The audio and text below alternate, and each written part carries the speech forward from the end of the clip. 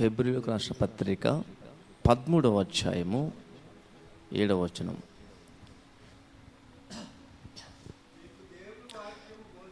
మీకు దేవుని వాక్యం బోధించి జ్ఞాపకం చేసుకొని వారి ప్రవర్తన ఫలమును శ్రద్ధగా తలంచుకొనుచు వారి విశ్వాసమును అనుసరించుడి. చూడండి, వారి ప్రవర్తన ఫలమును శ్రద్ధగా తలంచుకొనుచు వారి విశ్వాసమును అనుసరించుడి. దేవుని బిడ్డలారా, క్రీస్తుని ఎరిగినటువంటి మనకంటే ముందు ప్రభు కొరకు బ్రతికినటువంటి విశ్వాస వీరుల అడుగు జాడలో నడవవలసి ఉన్నది.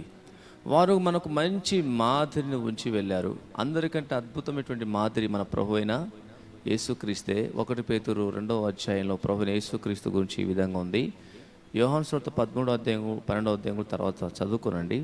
1 పేతురు 2వ అధ్యాయంలో 21వ వచనం. క్రీస్తు కూడా మీ కొరకు బాధపడి మీరు తన అడుగు జాడెందు నడుచుకున్నట్లు మీకు మాదిరి ఉంచిపోయెను. దేవునికి స్తోత్రంగాను గాక. మనందరికీ అద్భుతమైనటువంటి ఎటువంటి లోపము దోషము లేని మాదిరి మన ప్రభు అయిన యేసుక్రీస్తు. దేవునికి స్తోత్రంగాను గాక. ఈ భూమి మీద బ్రతికిన ప్రతి బోధకునిలో ఏదో ఒక లోపాన్ని మనం కనుగొంటాం.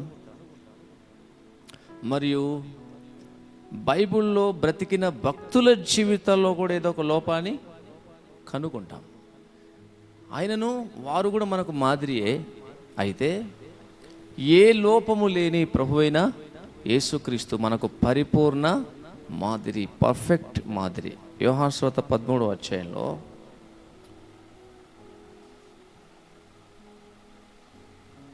ఆయన తన శిష్యుల పాదాలు కడిగిన తర్వాత ఈ మాట చెప్పాడు. 12వ వచనం. వారి పాదములు కడిగి తన వస్త్రం వేసుకున్న తర్వాత ఆయన మరలా కూర్చుండి, నేను మీకు చేసినది మీకు తెలిసినదా? బోధకుడనియు ప్రభువనియు మీరు నన్ను పిలుచున్నారు.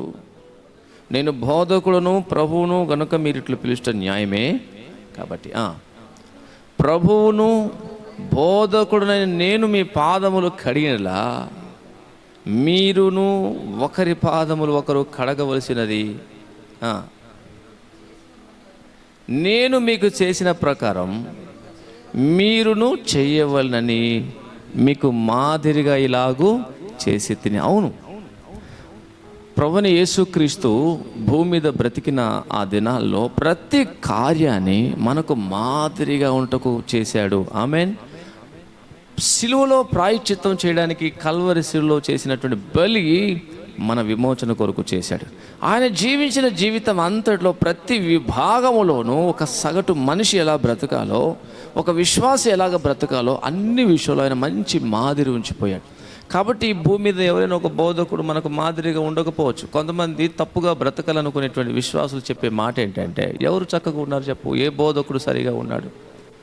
ఎవరు సరిగా లేరు కాబట్టి వారే సరిగా లేకపోతే నేను ఎట్లా బ్రతుకుతానని వారిని కుంటి సాకులుగా పెట్టుకొని భక్తిహీనుగా బ్రతుకుతూ ఉంటాడు. జాగ్రత్త, నీ కొరకు ఆల్రెడీ ప్రభువుని యేసుక్రీస్తు మంచి మాదిరి ఉంచాడు. ఆమేన్, హల్లెలూయా. ప్రభు కూడా ఏం చెప్పాడు? నన్ను వెంబడించుడి అన్నాడు. ఆమేన్. ముందెవరిని వెంబడించాలి? ముందెవరిని వెంబడించాలి? ప్రభువుని వెంబడించాలి. ఆ తర్వాత భూమి మీద ప్రభుని పోలి ఎవరైనా బ్రతికితే వారిని వెంబడించాలి. 1 కొరింథీ 11వ అధ్యాయంలో పౌలు అన్నాడు కదా, నేను క్రీస్తుని పోలి జీవించున్నా, మీరు నన్ను పోలి నడుచుకున్నాడు. అలాగ చెప్పగలిగిన బోధకులు ఎవరైనా ఉంటే, అలాగ బ్రతికే బోధకుడు ఎవరైనా ఉంటే వారిని మనం వెంబడించవచ్చు.